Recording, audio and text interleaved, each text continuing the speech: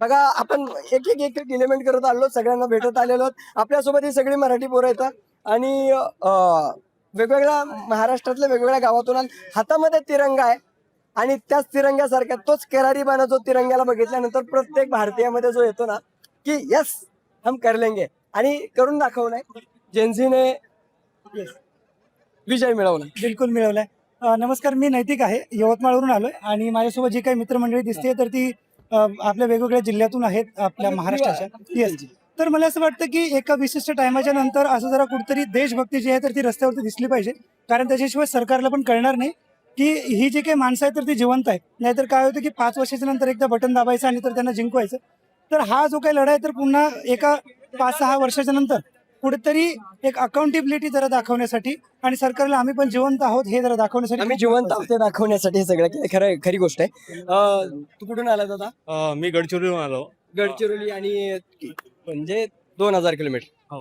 आता एवढं लांब आला आहेस, या ठिकाणी धर्मेंद्र प्रधानांचा राजीनामा झालाय, काय चेहऱ्यावरती थकवा दिसतोय पण तुझ्या?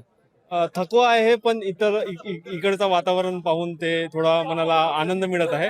कारण की खूप दिवसानंतर अशा पद्धतीनं युवा, आतापर्यंत लोक म्हणत होते की युवा पिढी काही करू शकत नाही, पण आता आपल्याला असं दिसते की युवांना ही करून दाखवलाय. अकाउंटेबिलिटी मागताय युवा आणि समोरही मागत राहील आणि डेमोक्रेसी जिवंत ठेवणार हेच युवा. काय सांगाल तुम्ही? तुमच्या चेहऱ्यावर दिसते. मी ऑलरेडी या प्रोटेस्ट मध्ये पार्टिसिपेट केलं किती होतं. दिवसापासून आहे? मी एकच दिवस आली, बट जेव्हा एक दिवस आला तर धमाका केला.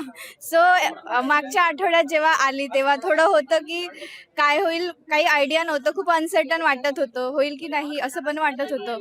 पण असं वाटलं की ठीक आहे, अभिजित आहे, आपल्या महाराष्ट्रातून कोणीतरी नेतृत्व करत आहे, तर आपण पण सपोर्ट केला पाहिजे. पण त्याला सपोर्ट करायला आलो आणि कुठून तरी असं वाटलं की मला पण कोणीतरी सपोर्ट करताय. मी ज्या राईट्स बद्दल बोलते किंवा लोकशाही बद्दल आपण बोलतो, कुठेतरी ती लोकशाही जिवंत आहे हे कुठेतरी फील होत आहे जेव्हा असे डिसिजन येत आहे.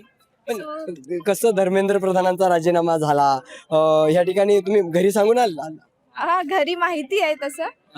पण छान वाटत आहे. परत असं वाटतंय की लोकशाहीचा म्हणजे एक प्रकारचा विजय झालाय, तर त्याच्यामुळे मी खूप खुश आहे. अपेक्षा काय आहेत आता पुढे, कशा पद्धतीने जायला पाहिजे सगळं? एक विजय तर झाला, पण एका विजयावर थांबून थोडी चालतंय. राईट. एज्युकेशनवर काम झालं पाहिजे, खूप महत्वाचं आहे शिक्षणावर काम होणं. कारण कुठून ना कुठून आम्ही सगळे ग्रामीण भागातून आलोय आणि आम्हाला त्या विषयाबद्दल एक संवेदना आहे. असं वाटतंय की कुठेतरी आपल्या भागात पण शिक्षणाचे खूप मोठ्या प्रमाणात प्रॉब्लेम्स फेस करावे लागतात, तेव्हा कुठं काहीतरी होत आहे. सो त्याच्यामुळं असं वाटतंय की काहीतरी व्हायला पाहिजे. आणखी आमची तयारी आहे, जर का परत आणखी काही मोर्चा असतील तर मतलब खुशीने भाग घेऊ. एवढा एकच विषय नाही, असा आणखी कुठला विषय जरी आला जो देशहिताचा असेल, कारण की तरुणाई जी आहे ती भारत माता की जय, इन्किलाब जिंदाबाद, जय जय जय जय जय भीम असे नारे देत होती, वंदे मातरमचे नारे देत होती. त्यामुळे या तरुणाईच्या देशभक्तीवर कुणीही आक्षेप घेऊ शकत नाही. ही तरुणाई हातामध्ये तिरंगा घेऊन उभा राहिलेली तरुणाई आहे आणि त्यामुळे आता या तरुणाईने अखेर स्वतःला विजयी जो ते विजय मिळवलाय आणि त्यानंतर ही तरुणाई चाललेली आहे. त्यामुळं अशा एका मुद्द्यासाठी नाही, आणखी कितीही मुद्दे आले तरी आम्ही उभा राहू आणि जिंकून दाखवू असं म्हणताय ती तरुणाई. हे सत्ताधाऱ्यांनी लक्षात ठेवावं की कशा पद्धतीने या तरुणाईचा आवाज आहे, आक्रोश आहे आणि एकदा तरुणाईने एखादा मुद्दा हाताला घेतल्यानंतर तडीच नेतात. ही जेन्झी खूपच अचाट आहे, हे सुद्धा सरकारने लक्षात ठेवायला पाहिजे. एकंदरीत असं चित्र सध्या पाहायला मिळत आहे.